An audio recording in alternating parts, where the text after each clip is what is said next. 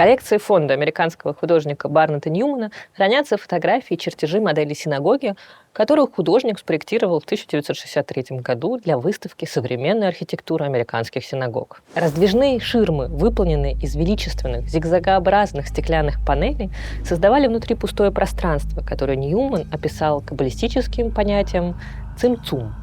В лурианской каббале этим словом обозначается сжатие, процесс, в котором Бог или бесконечный Эйн-Соф высвобождал место для мира. То есть через сокращение, сжатие божественного начала образовывалась пустота, из которой был сотворен мир. Ньюман, воспитанный в светской еврейской семье, выходцев из Восточной Европы, всегда критиковал бессмысленную, по его мнению, архитектуру синагог в Америке. Арт-сообществу Нью-Йорка он заявил, что собирается разработать собственную модель синагоги.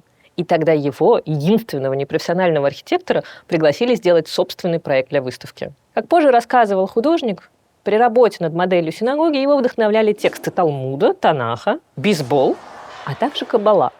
В каталоге выставки он объяснял, что для тех, кто приходит в синагогу, суть заключается в субъективном опыте, и приводил цитату из Талмуда, которую часто пишут в синагогах: «Знай, перед кем ты стоишь». Он сравнивал людей, собравшихся для совместной молитвы, с игроками бейсбольной команды, сидящими на скамейке запасных и ожидающими своей очереди, чтобы вступить в игру. Представление о художнике, как о творце, находящемся во взаимосвязи с духовным миром творения, является одной из ключевых концепций в искусстве начала XX века. Василий Кандинский в своем программном сочинении о духовном в искусстве, особенно в живописи, пишет, что действия, чувства и мысли художника дают материал для его творчества, формируя духовную атмосферу, которая может быть чистой, а может быть отравляющей. В свою очередь, и творчество оказывает влияние на духовную атмосферу человека. Такое же представление о взаимосвязанных процессах позже мы находим и в сочинениях Ньюмана. В своем эссе «Плазменный образ» «The Plasmic Image», написанном приблизительно в 1945 году, Барнет Ньюман сравнивает создание художником произведения искусства с процессом творения. Цитата. «Можно сказать, что художник, как истинный творец, погружается в хаос. Именно это делает его художником. Ибо Творец, создавая мир, начал с того же материала. Так и художник пытается извлечь истину из пустоты». Идеи, высказанные в этом эссе, также отражают другой аспект процесса созидания, который в лурианской каббале трактуется как непрерывный и неразрывно связанный с хаосом и разрушением. Лурианская каббала не подразумевает, что совершенное творение совершенно. Она описывает то, как Эйн-Соф положил начало процессу с величественными, но также и деструктивными последствиями. Эйн-Соф наполнил сосуды, которые в каббале называются сферот, цветом созидания. Однако те, что были ближе всего к миру, не смогли вместить эти силы и разрушились, рассыпавшись на фрагменты и положив начало борьбы добра со злом. При этом все, что случается в мире, влияет на происходящее в божественной сфере. И наоборот. Каббала объясняет, как вселенская катастрофа, случившаяся в процессе творения, продолжает влиять как на небесные миры, так и на земной мир.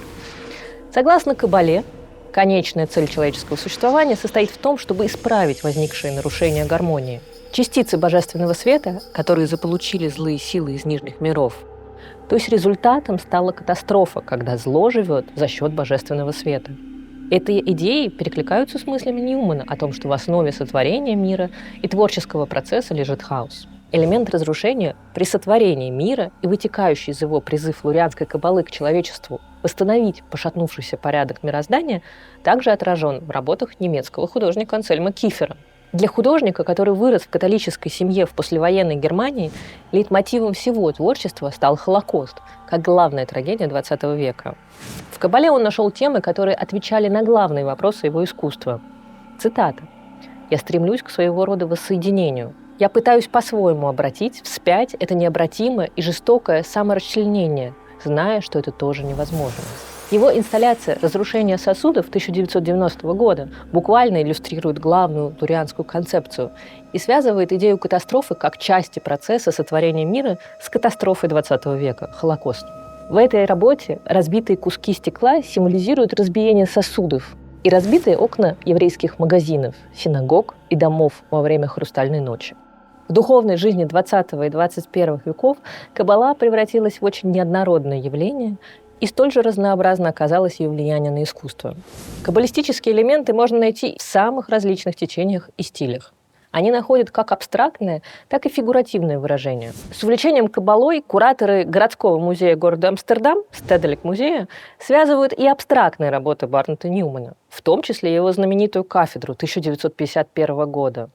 Для Ньюмана название «кафедра», то есть возвышение с креслом, трон, было связано с библейским престолом Бога и особым экстатическим переживанием, которое художник испытывал во время создания этой работы, и которое, возможно, было связано с тем, что Ньюман всю жизнь изучал мистическое еврейское учение Каббалу. Большинство художников не пытаются объяснить или проиллюстрировать какие-то определенные аспекты Каббалы, а скорее вдохновляются отдельными аспектами этого учения в процессе формирования концепции и создания произведения.